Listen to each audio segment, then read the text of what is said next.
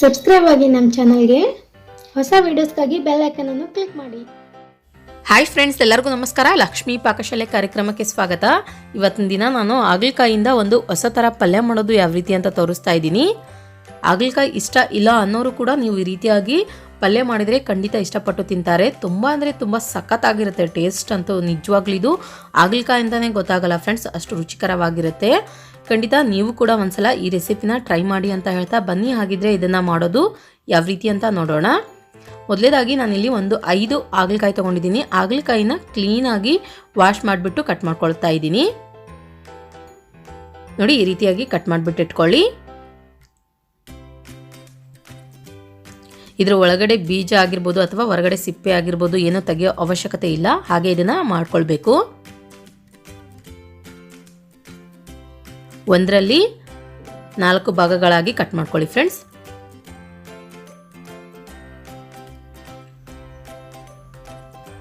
ಹಾಗಲಕಾಯಿ ಆರೋಗ್ಯಕ್ಕೆ ತುಂಬ ಅಂದರೆ ತುಂಬ ಒಳ್ಳೆಯದು ಫ್ರೆಂಡ್ಸ್. ಆದಷ್ಟು ವೀಕ್ಲಿ ಒಂದ್ಸಲನಾದರೂ ನೀವು ಹಾಗಲಕಾಯಿನ ತಪ್ಪದೇ ಸೇವಿಸಿ. ಮತ್ತು ಡಯಾಬಿಟಿಸ್ ಇರೋರ್ಗಂತೂ ಹಾಗಲಕಾಯಿ ತುಂಬ ಒಳ್ಳೆಯ ಆಹಾರ ಅಂತ ಹೇಳ್ಬಹುದು.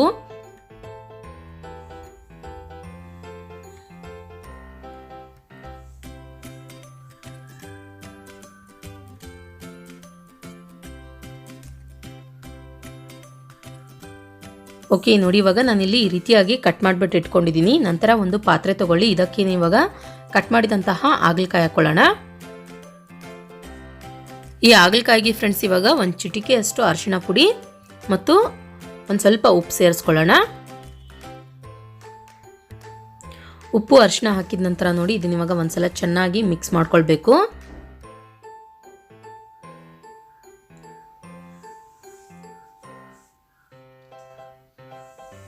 ಈ ರೀತಿಯಾಗಿ ಮಿಕ್ಸ್ ಮಾಡ್ಕೊಂಡ ನಂತರ ಇದನ್ನ ಇವಾಗ ಮೇಲ್ಗಡೆ ಮುಚ್ಚಿಬಿಟ್ಟು ಒಂದು 5 ರಿಂದ 10 ನಿಮಿಷ ಸ್ವಲ್ಪ ನೆನೆಯೋದಕ್ಕೆ ಬಿಟ್ಬಿಡ್ಬೇಕು. ಉಪ್ಪಿನ ಜೊತೆಯಲ್ಲಿ ಹಾಗಲಕಾಯಿ ನೆನೆಸೋದ್ರಿಂದ ಸ್ವಲ್ಪ ಕಹಿ ಅಂಶ ಕಡಿಮೆ ಆಗುತ್ತೆ. ನಂತರ ಇದಕ್ಕೆ ಇವಾಗ ಮಸಾಲ ರೆಡಿ ಮಾಡ್ಕೊಳ್ಳೋಣ. ಒಂದು ಮಿಕ್ಸಿ ಜಾರ್ ತೊಗೊಳ್ಳಿ. ಇದಕ್ಕೆ ಇವಾಗ ಒಂದು ಇಡಿಯಷ್ಟು ಕೊತ್ತಂಬರಿ ಸೊಪ್ಪನ್ನು ಕ್ಲೀನಾಗಿ ವಾಶ್ ಮಾಡಿಬಿಟ್ಟು ಹಾಕ್ಕೊಳ್ಳಿ. ಅದಾದ ನಂತರ ಒಂದು 5 ರಿಂದ 6 ಈರುಳ್ಳಿನ ಕಟ್ ಮಾಡಿಬಿಟ್ಟು ಹಾಕ್ಕೊಳ್ಳೋಣ. ನಂತರ ಒಂದು ಸ್ವಲ್ಪ ಹಸಿ ಶುಂಠಿನ ಹಾಕ್ಕೊಳ್ಳಿ. ಒಂದು ಗಡ್ಡೆಯಷ್ಟು ಬೆಳ್ಳುಳ್ಳಿನ ಪೂರ್ತಿಯಾಗಿ ಸಿಪ್ಪೆ ಬಿಡಿಸ್ಬಿಟ್ಟು ಹಾಕ್ಕೊಳ್ಳೋಣ. ಇದನ್ನ ಇವಾಗ ನೀರೇನು ಸೇರಿಸ್ಲಾರ್ದೇ ಹಾಗೆ ಗ್ರೈಂಡ್ ಮಾಡ್ಕೊಳ್ಬೇಕು. ಓಕೆ, ನೋಡಿ ಇವಾಗ ನಾನಿಲ್ಲಿ ಈ ರೀತಿಯಾಗಿ ಗ್ರೈಂಡ್ ಮಾಡಿಬಿಟ್ಟು ರೆಡಿ ಮಾಡಿ ಇಟ್ಕೊಂಡಿದ್ದೀನಿ. ನೀವು ಎಷ್ಟು ಕೊತ್ತಂಬರಿ ಸೊಪ್ಪು ಬಳಸ್ತೀರಾ ಅಷ್ಟು ಚೆನ್ನಾಗಾಗುತ್ತೆ ಈ ಕರಿ. ಒಂದು 10 ನಿಮಿಷ ಕಂಪ್ಲೀಟಾಗಿ ಆಗಿದೆ. ನೋಡಿ ಇವಾಗ ಹಾಗಲಕಾಯಲ್ಲಿ ಉಪ್ಪು ಮತ್ತು ಅರಿಶಿನ ಜೊತೆ ತುಂಬ ಚೆನ್ನಾಗಿ ನೆಂದಿದೆ. ಇದನ್ನ ಇವಾಗ ಎಣ್ಣೆಯಲ್ಲಿ ಫ್ರೈ ಮಾಡ್ಕೊಳ್ಳೋಣ. ಗ್ಯಾಸ್ ಆನ್ ಮಾಡ್ಕೊಂಡ್ಬಿಟ್ಟು ಒಂದು ಪಾತ್ರೆಯಲ್ಲಿ ಎಣ್ಣೆ ಕಾಯಕ್ಕೆ ಇಟ್ಟಿದ್ದೆ. ಎಣ್ಣೆ ಇವಾಗ ಚೆನ್ನಾಗಿ ಕಾದಿದೆ. ಕಾದಿರುವಂತಹ ಎಣ್ಣೆಗೆ ಮೊದಲೇ ನೆನೆಸಿದಂತಹ ಹಾಗಲಕಾಯಿ ಹಾಕ್ಕೊಳ್ಳೋಣ. ಹಾಗಲಕಾಯಿ ಹಾಕ್ಬಿಟ್ಟು ಫ್ರೆಂಡ್ಸ್ ಮೀಡಿಯಂ ಫ್ಲೇಮ್ನಲ್ಲಿ ಇಟ್ಬಿಟ್ಟು ಚೆನ್ನಾಗಿ ಇದನ್ನು ಫ್ರೈ ಮಾಡ್ಕೊಳ್ಬೇಕು.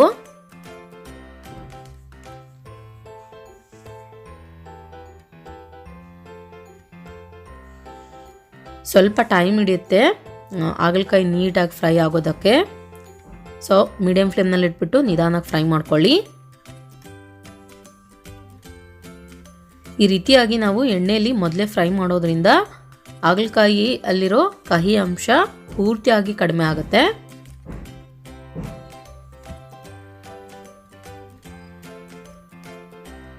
ಓಕೆ, ನೋಡಿ ಇವಾಗ ಇದು ರೆಡಿಯಾಗಿದೆ. ತೆಗೆದ್ಬಿಟ್ಟು ಒಂದು ಪ್ಲೇಟಿಗೆ ಹಾಕ್ಕೊಳ್ಳೋಣ. ಇದೇ ಥರ ಫ್ರೆಂಡ್ಸ್ ಉಳಿದಿರುವಂತಹ ಹಾಗಲಕಾಯಿನೂ ಕೂಡ ಎಣ್ಣೆಯಲ್ಲಿ ಫ್ರೈ ಮಾಡ್ಕೊಳ್ಳಿ.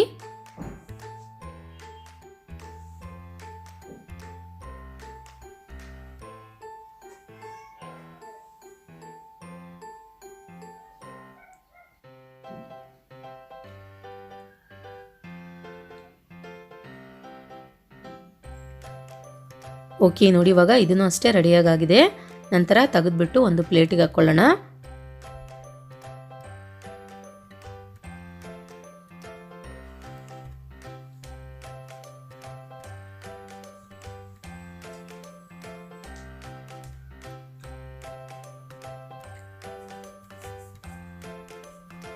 ನೋಡಿ ಇವಾಗ ನಾನಿಲ್ಲಿ ಎಲ್ಲ ಹಾಗಲಕಾಯಿಗಳನ್ನು ಫ್ರೈ ಮಾಡಿಬಿಟ್ಟು ರೆಡಿ ಮಾಡಿ ಇಟ್ಕೊಂಡಿದ್ದೀನಿ. ನಂತರ ಗ್ಯಾಸ್ ಆನ್ ಮಾಡ್ಕೊಂಡ್ಬಿಟ್ಟು ಒಂದು ಪಾತ್ರೆ ಇಟ್ಕೊಳ್ಳಿ. ಅದಕ್ಕೆ ಇವಾಗ ಎಣ್ಣೆ ಹಾಕ್ಕೊಳ್ಳೋಣ. ನಾನಿಲ್ಲಿ ಹಾಗಲಕಾಯಿ ಫ್ರೈ ಮಾಡಿ ಉಳಿದಿರುವಂತಹ ಎಣ್ಣೆನ ಬಳಸ್ತಾ ಇದ್ದೀನಿ. ನಂತರ ಈ ಎಣ್ಣೆಗೆ ಇವಾಗ ಮೊದಲೇ ನಾವು ಗ್ರೈಂಡ್ ಮಾಡಿದಂತಹ ಪೇಸ್ಟ್ ಹಾಕ್ಕೊಳ್ಳೋಣ. ಈ ಮಸಾಲ ಪೇಸ್ಟ್ ಹಾಕಿದ ನಂತರ ನೋಡಿ ಮೀಡಿಯಂ ಫ್ಲೇಮ್ನಲ್ಲಿ ಇಟ್ಬಿಟ್ಟು ಹಸಿ ವಾಸನೆ ಹೋಗೋವರೆಗೂ ಚೆನ್ನಾಗಿ ಇದನ್ನು ಮಿಕ್ಸ್ ಮಾಡ್ಕೊಳ್ಳಿ. ಒಂದು 2 ರಿಂದ 3 ನಿಮಿಷದವರೆಗೂ. ಎಲ್ಲದೂ ನಾವು ಹಸಿದು ಹಾಕಿರ್ತೀವಿ. ಈರುಳ್ಳಿ ಆಗಿರ್ಬೋದು, ಶುಂಠಿ, ಬೆಳ್ಳುಳ್ಳಿ ಮತ್ತು ಕೊತ್ತಂಬರಿ ಸೊಪ್ಪು. ಸೊ ನಾವು ಈ ರೀತಿಯಾಗಿ ಎಣ್ಣೆಯಲ್ಲಿ ಫ್ರೈ ಮಾಡೋದ್ರಿಂದ ಎಲ್ಲ ಹಸಿ ವಾಸನೆನೂ ಹೋಗ್ಬಿಡುತ್ತೆ. ಹಸಿ ಸ್ಮೆಲ್ ಹೋದರೆ ತುಂಬ ಘಮ ಘಮ ಅಂತ ಸುವಾಸನೆ ಬರೋಕ್ಕೆ ಸ್ಟಾರ್ಟ್ ಆಗುತ್ತೆ. ನೋಡಿ ಇವಾಗ ಫ್ರೆಂಡ್ಸ್, ಇದು ಹಸಿ ಸ್ಮೆಲ್ ಹೊರಟೋಗಿದೆ. ಅದಾದ ನಂತರ ಇದಕ್ಕೆ ಇವಾಗ ನಾನಿಲ್ಲಿ ಒಂದು 2 ಟೊಮೊಟೊ ಹಣ್ಣನ್ನು ಮಿಕ್ಸಿ ಜಾರ್ಗೆ ಹಾಕ್ಬಿಟ್ಟು ಗ್ರೈಂಡ್ ಮಾಡಿಬಿಟ್ಟು ಹಾಕ್ತಾಯಿದ್ದೀನಿ. ಟೊಮೊಟೊ ಪ್ಯೂರಿ ಹಾಕಿದ ನಂತರ ನೋಡಿ ತಿರ್ಗಾ ಇದನ್ನು ಮೀಡಿಯಂ ಫ್ಲೇಮ್ನಲ್ಲಿ ಇಟ್ಬಿಟ್ಟು ಹಸಿ ವಾಸನೆ ಹೋಗೋವರೆಗೂ ಚೆನ್ನಾಗಿ ಇದನ್ನು ಮಿಕ್ಸ್ ಮಾಡ್ಕೊಳ್ಳಿ.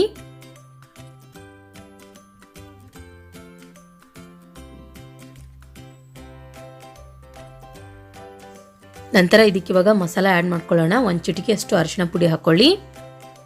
ಅದಾದ ನಂತರ ಅರ್ಧ ಟೀ ಸ್ಪೂನಷ್ಟು ಧನಿಯಾ ಪೌಡರ್, ಅರ್ಧ ಟೀ ಸ್ಪೂನಷ್ಟು ಗರಂ ಮಸಾಲ, 1 ರಿಂದ 1.5 ಟೀ ಸ್ಪೂನಷ್ಟು ಅಚ್ಚ ಖಾರದ ಪುಡಿ ಹಾಕ್ಕೊಳ್ಳಿ. ಇದನ್ನ ಇವಾಗ ನೋಡಿ ಒಂದ್ಸಲ ಚೆನ್ನಾಗಿ ಮಿಕ್ಸ್ ಮಾಡ್ಕೊಳ್ಳೋಣ.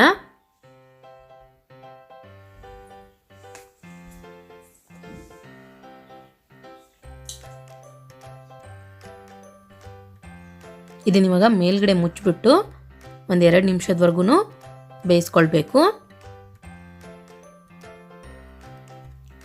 ಓಕೆ, ಇವಾಗ 1-2 ಮಿನಿಟ್ಸ್ ಕಂಪ್ಲೀಟಾಗಿ ಆಗಿದೆ, ಚೆಕ್ ಮಾಡ್ಕೊಳ್ಳೋಣ.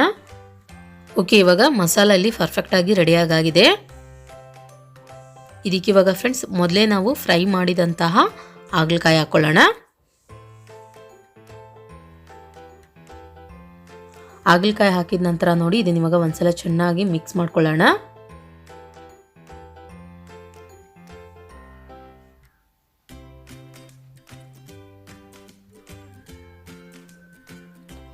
ಅದಾದ ನಂತರ ಇದಕ್ಕೆ ಇವಾಗ ನೀರು ಸೇರಿಸ್ಕೊಳ್ಬೇಕು. ನಾನಿಲ್ಲಿ ಮಿಕ್ಸಿ ಜಾರ್ ತೊಳೆದ್ಬಿಟ್ಟು ನೀರು ಹಾಕ್ಕೊಳ್ತಾ ಇದ್ದೀನಿ. ಹೆಚ್ಚು ಕಮ್ಮಿ ಫ್ರೆಂಡ್ಸ್ 1 ಗ್ಲಾಸ್ನಷ್ಟು ನೀರು ಹಾಕ್ಕೊಳ್ಳಿ. ನೀರು ಜಾಸ್ತಿ ಹಾಕೊಳ್ಳೋ ಅವಶ್ಯಕತೆ ಇಲ್ಲ, ಯಾಕಂದರೆ ಹಾಗಲಕಾಯಿ ಇಲ್ಲಿ ನಾವು ಎಣ್ಣೆಯಲ್ಲಿ ಫ್ರೈ ಮಾಡಿರೋದ್ರಿಂದ ಆಲ್ರೆಡಿ ಇದು ತುಂಬ ಸಾಫ್ಟಾಗಿ ಆಗಿರುತ್ತೆ.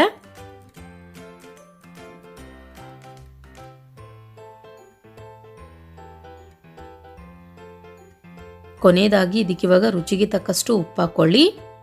ಉಪ್ಪು ನೋಡ್ಕೊಂಡು ಹಾಕ್ಕೊಳ್ಳಿ. ನಾವು ಮೊದಲು ಹಾಗಲಕಾಯಿಗೂ ಕೂಡ ಉಪ್ಪು ಹಾಕಿರ್ತೀವಿ.